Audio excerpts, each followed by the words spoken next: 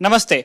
मैं हूं निखिल और यह है दिल एलन टॉप का न्यूज रूम और मेरे साथ है मुश्ताक डीयू में पढ़ाते हैं और इजराइल फिलिस्तीन झगड़े पे इनकी एक्सपर्टीज है। और जब से मुझे पता चला है मैं पूरे एक दिन से इनके साथ लीच की तरह चिपका हुआ हूं। मैंने ढेर सारे सवाल इनसे पूछे हैं जिनमें से कई को आपने अलग अलग वीडियोस में देखा भी है। एक सवाल मेरा आखिरी इनसे रह गया था कि इजराइल बनने की पूरी कहानी क्या है, कि एक सताई हुई कौम पूरी दुनिया में बिखरी रहती है और वहां से लौट के वो उस जगह जाती है जहां वो एंटिसिपेट कर रहे होते हैं कि हमारा कॉन्फ्लिक्ट हो सकता है, तो वहां जाके वो क्यों बसते हैं, उसकी पूरी कहानी क्या है, ये मुझे बताइए। और इस तरह बताइए कि मेरे जो दोस्त बहुत ज्यादा नहीं भी समझते हैं बेन गुरियन और बहुत सारी पॉलिटिक्स के आजू बाजू है, उनको 10 मिनट में समझ में आ जाए कि ये देश बना कैसे है। ठीक है।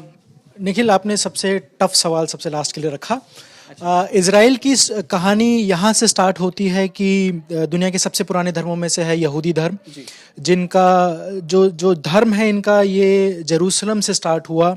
ये धर्म इनका जो पहला राज्य था, जो यहूदी राज्य जो सबसे पहला, तो आज से 2200 साल पहले जेरूसलम में सेंटर था। लेकिन उस टाइम दुनिया में वर्चस्व रोमन साम्राज्य का था, तो यहूदियों और रोमन्स के बीच लड़ाई थी। इन रोमन्स ने 72 एडी में इज़राइल पे अटैक किया। उस टाइम इज़राइल नाम नहीं था, यहूदियों पे अटैक किया और यहूदियों को उनकी ज़मीन से खदेड़ दिया, जिसको हम इंग्लिश में एक्सोडस कहते हैं। तो अगर आप ये फोटोग्राफ देखें तो ये एक आर्टिस्ट का इम्प्रेशन है। इमेज दिखाइए, हम अपने व्यूअर्स को वो एक्सोडस के पिक्चर दिखाएंगे। ओरिजिनल पिक्चर नहीं है ये, एक हाँ, ये आज से 2000 साल पुरानी बात है जी। ये है एक्सोडस। जब से एक्सोडस हुआ है तब से यहूदी पूरी दुनिया में फैले हुए हैं, ज़्यादातर उसमें यूरोप में हैं। और यूरोप में जब से इन्होंने अपना देश गंवाया 2000 साल पहले 72 सन में, तब से इन्होंने एक ऐसी चीज़ फेस करी है जो आज भी इनके लिए प्रॉब्लम है। इसको हम इंग्लिश में कहते हैं एंटी सेमिटिज्म। एंटी सेमिटिज्म मतलब एक ऐसा इंसान जो कि सेमाइट ट्राइब का हो, यानी जो या तो अरेबिक बोलता हो या हिब्रू बोलता हो या अरमाइक बोलता हो। अरमाइक भाषा का अब कोई भी वजूद नहीं बचा है दुनिया में, लेकिन जो हिब्रू भाषा के बोलने वाले हैं यानी कि यहूदी यानी कि ज्यूज, इनके अगेंस्ट एक पूरी दुनिया में ये वहम है कि ये बहुत चालाक होते हैं, ये किसी के अपने नहीं होते हैं, ये बहुत छोटी बात पे लोगों को धोखा दे सकते हैं। ये जितनी भी प्रेजुडिसेस हैं, इनको एक शब्द में एंटी सेमिटिज्म कहा जाता है। ये जो फोटोग्राफ आप देख रहे हैं, इसमें ये एक सोल्जर है जो फ्रांस की आर्मी के लिए 20वीं सदी में लड़ रहा है, अपनी जान देने को तैयार है, लेकिन फिर भी उसे आइडेंटिफाई करना पड़ेगा अपने आप को कि हाँ, मैं यहूदी हूं। ये जो येलो स्टार है, इसे द स्टार ऑफ डेविड कहते हैं। इसका एक दूसरे तरह का नमूना आज इजराइल के देश के झंडे में भी है। तो ये जो तारा है, इससे यहूदी आइडेंटिफाई किए जाते थे। अगर कोई यहूदी ये तारा नहीं लगाता था तो उसे जेल की सजा हो सकती थी, लेकिन अगर कोई यहूदी तारा लगाता है तो वो दूर से पहचाना जा सकता है और इनके अगेंस्ट बहुत एट्रोसिटीज होती थी। एंटी सेमिटिज्म का एक बहुत ही बड़ा उदाहरण देखा जो इजरायली स्टेट के फादर माने जाते हैं, थियोडोर हर्जल, जिनकी फोटोग्राफ आप अब देख रहे हैं। थियोडोर हर्जल एक सरकारी कार्यकर्ता थे वियना में, जो उस टाइम ऑस्ट्रो हंगेरियन एम्पायर था। इनको वहाँ बहुत एंटी सेमिटिज्म फेस करना पड़ा, तो इन्होंने वो एम्पायर छोड़ा और जाकर फ्रांस में एक जर्नलिस्ट बने। जब ये जर्नलिस्ट बने तो इनको एक रिपोर्ट को कवर करने के लिए भेजा गया। वो था 1890 के सन में, जब फ्रांस की हार हुई थी रूस के हाथों। तो फ्रांस की सरकार ने इसके लिए सारा ब्लेम डाला फिर से एक यहूदी ऑफिसर पे, जिसका नाम था एल्फ्रेड ड्रेफस। इस इंसान को के ऊपर सारी जिम्मेदारी डाल दी गई एक पूरे देश की हार की, और वही सारी बातें कही गई कि एक यहूदी है, इसने देश को धोखा दिया है और यहूदी किसी के नहीं होते। बलि का बकरा बना दिया गया इनको। बलि का बकरा बनाने की वजह से ये जब स्टोरी कवर करी एल्फ्रेड थियोडोर हर्जल ने, जो खुद भी यहूदी थे, उन्होंने ये रियलाइज किया कि एंटी सेमिटिज्म एक इतनी स्ट्रॉन्ग चीज है कि जब तक यहूदियों के पास अपना खुद का देश नहीं होगा, तब तक वो लोग इस तरह की यातनाएं सहते रहेंगे। उस वजह से जी, तो यह मतलब मोटा मोटी हर्जल कन्विंस हो जाते हैं कि हमें अब एक अलग यहूदियों के देश देश बनाना। जी, बहुत सारे केसेस उन्होंने देखे थे, बट ड्रेफस के केस के बाद उन्होंने बिल्कुल ठान लिया था कि उनको एक मुहिम चलानी होगी जिसके थ्रू यहूदियों को एक देश मिल सके। इसी मुहिम के तहत उन्होंने बनाया द वर्ल्ड जायनिस्ट कांग्रेस। यहाँ जो शब्द है जायनिस्ट वो आता है जायन से। जायन एक हिब्रू वर्ड है जिसका मतलब होता है जन्नत। वो चाहते थे कि हिब्रू बोलने वाले सारे यहूदी लोग वापस उस जगह जाए जहां उनको जन्नत मिल सके। उनके लिए जन्नत थी जेरूसलम, जहां से उन लोगों को खदेड़ा गया था। तो अगर हम अगली फोटोग्राफ देखें, ये थी वर्ल्ड जायनिस्ट कांग्रेस की एक मीटिंग। अगर आप देखें तो ऊपर थियोडोर हर्जल की ही फोटोग्राफ लगी हुई है, क्योंकि उनको जायनिस्ट मूवमेंट का फादर माना जाता है। उनको ये बात कही जाती है कि उनके बिना पूरी दुनिया के यहूदी एकजुट नहीं हो पाते। जो जायनिस्ट मूवमेंट चला इसके बाद उसको एक बहुत मेजर सक्सेस मिली जब 1917 में ब्रिटेन ने कहा कि अगर हम फर्स्ट वर्ल्ड वॉर में तुर्की या ऑटोमन एम्पायर को हरा देते हैं तो फिर हम यहूदियों को उनका एक देश देंगे फिलिस्तीन में, जो उस टाइम तक तुर्की के साम्राज्य का एक पार्ट हुआ करता था। ये पहली बार किसी वर्ल्ड पावर ने यहूदियों की डिमांड मानी थी। तो इसको बाल्फोर डिक्लेरेशन कहते हैं। और इस बेसिस पे जो जायनिस्ट हैं उन्होंने एक पूरी मुहिम चालू करी, और वो थी कि पूरी दुनिया से यहूदियों को ले जाकर फिलिस्तीन में बसाना, ताकि जब भी ब्रिटिश अपना वादा पूरा करे वहां पहले से ही रहने वाली एक यहूदी पॉपुलेशन हो। अगर हम अगली फोटोग्राफ देखें, ये आलिया है। इसमें दिखाया गया किस तरह वर्ल्ड जायनिस्ट कांग्रेस ने, वर्ल्ड जायनिस्ट ऑर्गेनाइजेशन ने प्राइवेट शिप्स को हायर किया चंदे के पैसों से, और पूरी दुनिया, ज़्यादातर यूरोप लेकिन अमेरिका से भी यहूदियों को माइग्रेट करवाया इजराइल में। यहूदी अपनी पूरी जिंदगी की कमाई छोड़कर इजराइल गए, फिलिस्तीन गए, ताकि वहां जाके अपने पूर्वजों की ज़मीन पे रह सकें। ये था आलिया। आलिया के बावजूद ब्रिटिश, जैसा उन्होंने इंडिया में भी किया, अपने वादे पूरे करने से मुकर रहे थे। लेकिन दूसरा विश्व युद्ध शुरू हुआ और एक ऐसी चीज हुई जिसकी वजह से पूरी दुनिया का ओपिनियन यहूदियों के लिए सिंपैथेटिक हो गया, यहूदियों को सिंपैथी मिलने लगी। वो आप इस फोटोग्राफ में देख सकते हैं, जिसको कहते हैं होलोकॉस्ट। होलोकॉस्ट दुनिया में सबसे बड़ा जेनोसाइड है, यानी एक ग्रुप ऑफ लोगों को मारना सिर्फ और सिर्फ उनकी रिलीजियस आइडेंटिटी की वजह से, टारगेट करके मारना। एडोल्फ हिटलर ने यूरोप के सारे ज्यूज को खत्म करने का एक मुहिम चलाई। ये जो फोटोग्राफ आप देख रहे हैं, ये एक कंसंट्रेशन कैंप है जहां ज्यूज को रखा जाता था और मारा जाता था। 1939 से 1944 जब तक हॉलोकॉस्ट चला है, यूरोप के 80 लाख ज्यूज में से 60 लाख ज्यूज को हिटलर और उसकी आर्मी ने मार डाला था। जब दुनिया को इस बात का पता चला तो दुनिया भर में बहुत सिंपैथी जागी यहूदियों के लिए, और साथ ही साथ उनको एक स्टेट देने के लिए भी। अगर हम अगली फोटोग्राफ देखें तो ये है इजरायली स्टेट के इंडिपेंडेंस का डिक्लेरेशन। ऊपर थियोडोर हर्जल की फोटोग्राफ है, और जो महानुभाव माइक के सामने खड़े हैं वो है इजराइल के प्रथम prime minister David Ben Gurion. David Ben Gurion ने ये जो स्टेट का इंडिपेंडेंस का डिक्लेरेशन किया, इसका बेसिस था यूनाइटेड नेशंस का एक वोट, जिसमें यह कहा गया कि फिलिस्तीन के 2 भाग होने चाहिए। एक बनना चाहिए यहूदियों के लिए देश इजराइल, और दूसरा बनना चाहिए मुस्लिम्स के लिए देश पैलेस्टाइन या फिलिस्तीन। यहूदियों ने तो एक्सेप्ट कर लिया, जैसे आप इस फोटोग्राफ में देख सकते हैं, बहुत खुश थे कि उनको 2000 साल बाद अपना देश मिल रहा था। लेकिन मुस्लिम्स ने रिजेक्ट कर दिया ये यूएन का पार्टीशन प्लान, ये कहते हुए कि अगर यहूदियों को कहीं किसी ने अच्छा ट्रीटमेंट दिया तो वो मुस्लिम्स ने दिया है। तो यूरोप में जो भी यहूदियों के अगेंस्ट एट्रोसिटीज हुई, उसका खामियाजा मुस्लिम्स को फिलिस्तीन में क्यों भरना पड़े। अगर यहूदियों को देश देना है तो यूरोप में ही देश दे दीजिए। लेकिन यहूदी यहाँ आना चाहते थे ताकि जेरूसलम में अपना स्टेट बना सकें। ये जो अगली फोटोग्राफ हम देख रहे हैं, ये है अरब आर्मी के एक कमांडर की।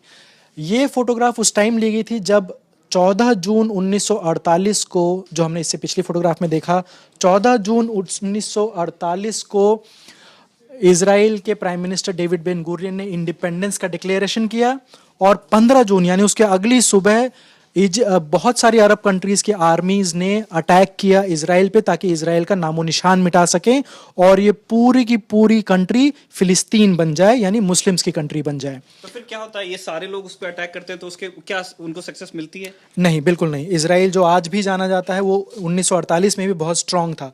अरब लीडर्स ने ये एक्सपेक्ट किया था कि इजराइल अभी अभी इंडिपेंडेंट हुआ है, इजराइल के पास कोई आर्मी नहीं होगी। उनको पता ही नहीं चला कि इजराइल ने किस तरह सीक्रेटली एक पूरी आर्मी बनाई जिसके पास न सिर्फ गोला बारूद था बल्कि टैंक और फाइटर एयरक्राफ्ट जैसे एडवांस्ड वेपन्स भी थे। तो उन सबको यूज करते हुए इजराइल ने सरप्राइज दिया इन सारी अरब आर्मीज को और इनको हरा दिया।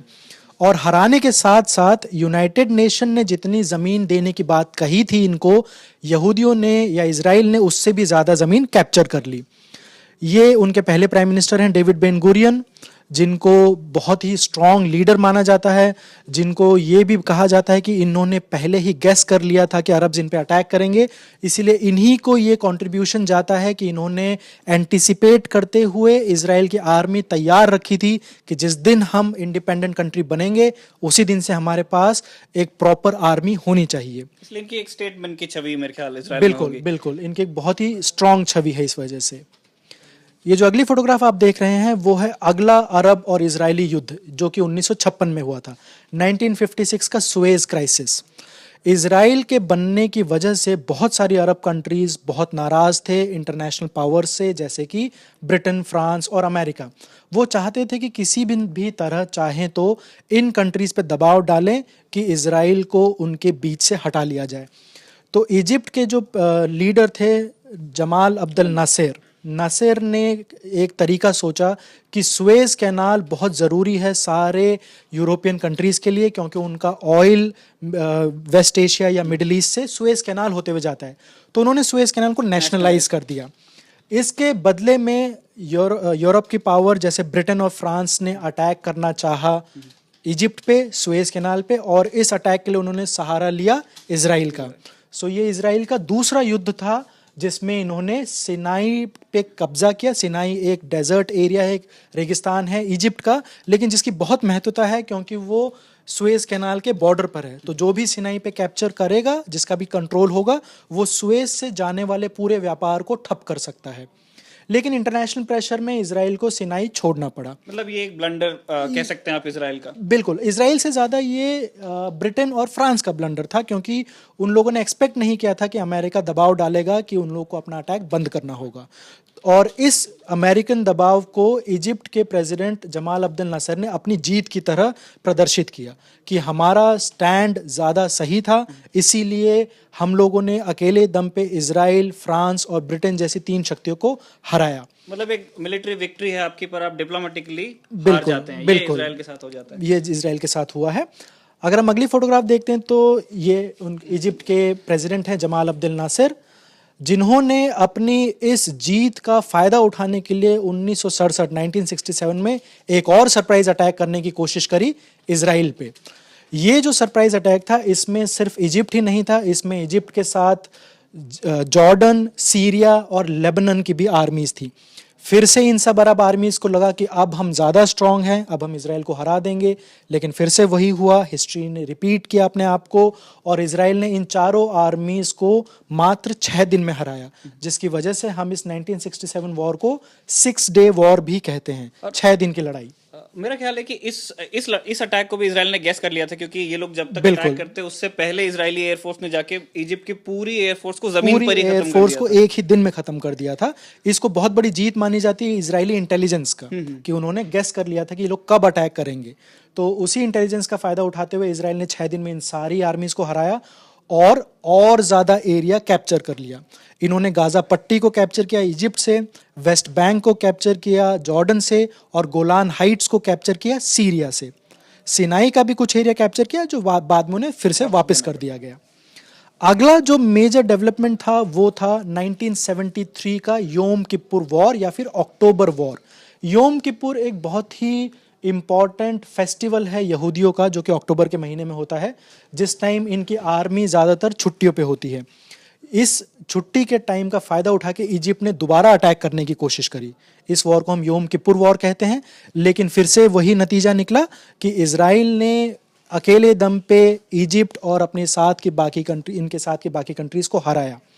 लेकिन इन लगातार 3 हारों के बाद इजिप्ट के जो नए लीडर थे अनवर सदात, उनको लगा कि उनके देश की भलाई इसमें है कि वो इजराइल के साथ अपनी दुश्मनी खत्म करें।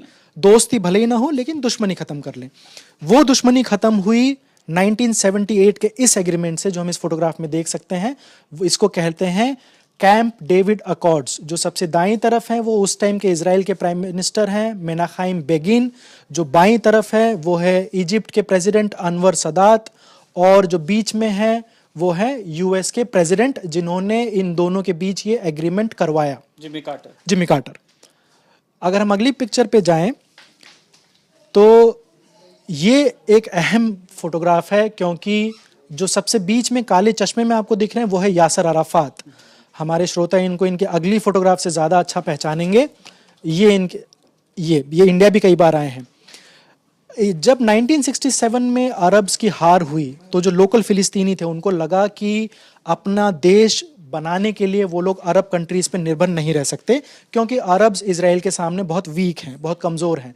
तो इन्होंने अपनी खुद की पॉलिटिकल पार्टी बनाई जिसका नाम है PLO, पैलेस्टाइन लिबरेशन ऑर्गेनाइजेशन। शुरू में इन्होंने भी वायलेंस का साथ लिया, इजराइल ने इनको एक टेररिस्ट ग्रुप बताया। अगर आपने मूवी देखी हो म्यूनिक, तो उसमें बहुत अच्छा एक रेफरेंस दिया गया है कि किस तरह PLO ने वायलेंट अटैक्स किए। खैर 1980 के बाद यासर अराफात ने कहा कि अब हम शांति का रास्ता अपनाएंगे और हम शांतिपूर्वक अपना देश बनाने की कोशिश करेंगे। जो पहला महत्वपूर्ण कदम इस तरफ उठा वो 1993 में था, 1993 में ऑस्लो एकॉर्ड। मैं ऑस्लो अकॉर्ड जाने से पहले क्योंकि हमने PLO बनने की बात की और उससे पहले कैंप डेविड में थे, तो क्या ये हुआ था कि कैंप डेविड अकॉर्ड के जो डिस्कशंस थे और जो उसमें उसके जो मिनट्स निकले थे, जो उन्होंने समझौते की बात की थी, वो क्यों क्रम्बल हो गया था? कैंप डेविड क्रम्बल नहीं हुआ था, क्योंकि कैंप डेविड में सिर्फ ये बात कही गई थी कि इजराइल और इजिप्ट एक दूसरे की जो ज़मीन उन्होंने कब्जाई है वो वापस कर देंगे, और उसके बदले वो एक दूसरे पे अटैक नहीं करेंगे। फिलिस्तीनियों की कोई बात नहीं करी गई। यासिर अराफात बहुत नाराज थे कैंप डेविड से, क्योंकि उनका एग्जैक्टली यही पॉइंट था कि अब तक बिल्कुल कि अब तक इजिप्ट कहता आया है कि हम इजराइल पे अटैक कर रहे हैं क्योंकि हमें फिलिस्तीन बनवाना है, बट जब वो कैंप डेविड अकॉर्ड साइन करने के लिए राजी हुए तो उन्होंने फिलिस्तीन का नाम भी नहीं लिया। इसीलिए PLO ने कहा कि फिलिस्तीन तभी बनेगा जब फिलिस्तीनी खुद अपनी लड़ाई लड़ेंगे, rather than Egypt, Jordan, Lebanon या सीरिया जैसी कंट्री पर डिपेंड होने। इसलिए फिर PLO खड़ा होता है। बिल्कुल, इसीलिए PLO खड़ा होता है और अपनी जिम्मेदारी खुद लेना शुरू करता है। अब हम ऑस्लो अकॉर्ड पे चलते हैं। बिल्कुल, ऑस्लो अकॉर्ड सीक्रेट नेगोशिएशंस के थ्रू हुआ, जो कि बिल क्लिंटन ने करवाई थी।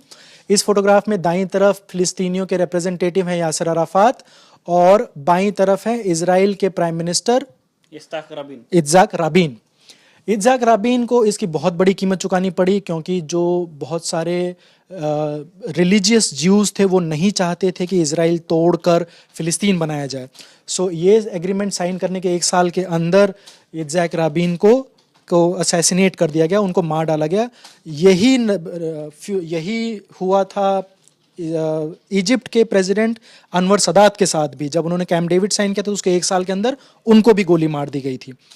तो ऑस्लो अकॉर्ड हुआ, लेकिन जब इत्ज़ाक राबिन को मार डाला गया तो इजराइल की लोकल पॉलिटिक्स में ऑस्लो अकॉर्ड को इम्प्लीमेंट करने का सपोर्ट खत्म होने लगा। अच्छा, फिलिस्तीनियों को लगने लगा कि हमने पूरे देश पे डिमांड न करके एक छोटा हिस्सा अपने लिए मांगा है, अगर वो भी इम्प्लीमेंट नहीं हो पाएगा तो ये हमारा फेलियर होगा। सो 1993 से लेकर 2000 तक बहुत कोशिशें हुई, बहुत सारे एग्रीमेंट हुए कि इजराइल के साथ साथ एक फिलिस्तीन नाम का देश भी बने और दोनों देश शांतिपूर्वक एक साथ रहें। मतलब एक टू नेशन थ्योरी होने लगती है। बिल्कुल, क्योंकि दोनों मान लेते हैं कि ये आज भी माना जाता है, और ये इंडिया का भी स्टैंड है कि ये जो प्रॉब्लम है ये सॉल्व होगा 2 स्टेट सोल्यूशन से, यानी 2 स्टेट बने, 1 इजराइल, 2 पैलेस्टाइन, जो दोनों शांतिपूर्वक एक साथ रहें। टीम ने भी जो इजरायली मीडिया को इंटरव्यू दिया है उसमें उन्होंने इस बात को मेंशन किया है कि हिंदुस्तान भी इजराइल के बारे में, इजराइल के कॉज में जरूर मानता है, लेकिन वो भी मानते हैं कि एक 2 स्टेट सोल्यूशन कम से कम होना ही चाहिए। ये महात्मा गांधी के टाइम से हमारी पॉलिसी रही है कि अगर यहूदियों को एक देश मिल रहा है तो फिर फिलिस्तीनियों को भी एक देश मिलना चाहिए। ऑस्लो अकॉर्ड्स के बाद में सबसे सबसे इम्पोर्टेंट अगर कोई ये रेजिस्टेंस का मोमेंट आया हो तो उसके बारे में बताएं। जी, जब ऑस्लो सन 2000 में अमेरिका, पीएलओ और इजराइल सब ने डिक्लेयर कर दिया कि ऑस्लो एकॉर्ड फेल हो गए हैं। अच्छा, सब मान लेते हैं। सब मान लेते हैं कि अब इसका कोई फ्यूचर नहीं बचा है, अब हम और कोई एग्रीमेंट नहीं कर सकते क्योंकि अब तक जो हुए हैं वो इम्प्लीमेंट नहीं हो पाए। जैसे ही ये डिक्लेरेशन हुआ, लोकल फिलिस्तीनी जो थे वेस्ट बैंक में रहने वाले, गाजा पट्टी में रहने वाले, स्पेशली यंग टीनेजर्स, जैसे आप इस पिक्चर में देख सकते हैं, इन्होंने एक प्रोटेस्ट मूवमेंट स्टार्ट किया जो 9 महीने चला है, जिसमें इन्होंने पत्थरबाजी करी, जिसमें इन्होंने ये कहा कि अगर हमारे नेता हार मान लेते हैं तो हम सड़कों पे उतरेंगे ताकि हम इजराइल पे प्रेशर डाल सकें कि ये हमको हमारी इंडिपेंडेंट कंट्री दें। पत्थरबाजी के बदले में इजरायली आर्मी ने गोलियां चलाई, टैंक का यूज़ किया और उसका नतीजा ये निकला कि इंतिफादा, जो इसको कहा जाता है, इंतिफादा एक अरेबिक वर्ड है जिसका मतलब होता है अपराइजिंग, एक उत्थान होना। इंतिफादा के बदले बहुत सारे फिलिस्तीनी जो कि यंग फिलिस्तीनी थे, स्कूल स्टूडेंट्स, कॉलेज स्टूडेंट्स, उनकी डेथ हुई क्योंकि इजरायली आर्मी ने उन पर गोलीबारी करी। इसकी वजह से जो पब्लिक सिंपैथी थी उसका एक फिलिस्तीनी ग्रुप ने फ़ायदा उठाया, वो है हमास। हमने अपने पिछले वीडियो में कहा था कि गाज़ा हमास के कंट्रोल में। हमास इसी टाइम उभरा था और हमास ने कहा था कि पीएलओ अगर फेल हो जाता है ऑस्लो इम्प्लीमेंट करने में तो एक ही तरीका है फिलिस्तीन बनाने का, वो है वायलेंस, वो है टेररिज्म और वो है इस्लाम। तो एक इस्लामिक टेरर ग्रुप है हमास।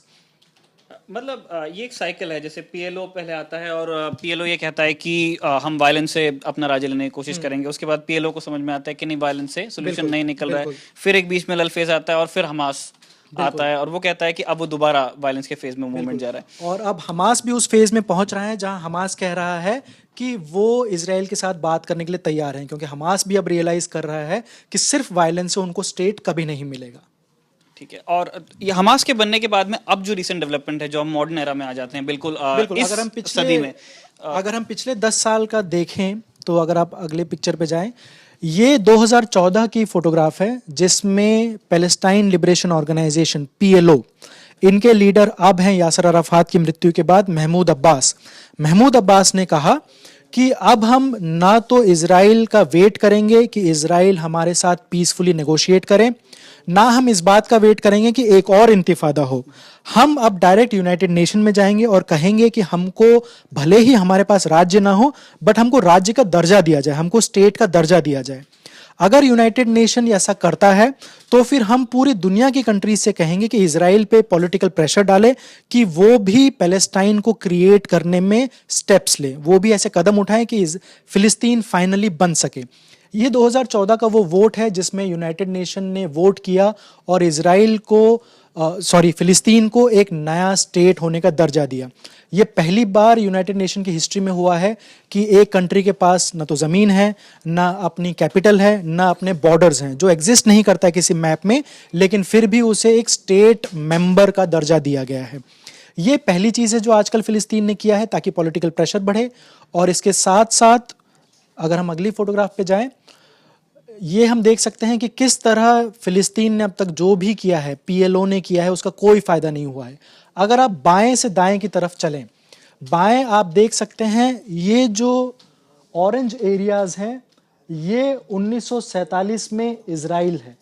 जितना एरियाज में ज्यूइश डोमिनेशन था, ये यूनाइटेड नेशन का प्लान है, यानी जितने भी क्रीम एरियाज हैं ये पैलेस्टाइन बनेंगे, जितने भी डार्क एरियाज हैं ये इजरायली स्टेट बनेगा और जेरूसलम एक इंटरनेशनल गवर्नमेंट चलाएगी।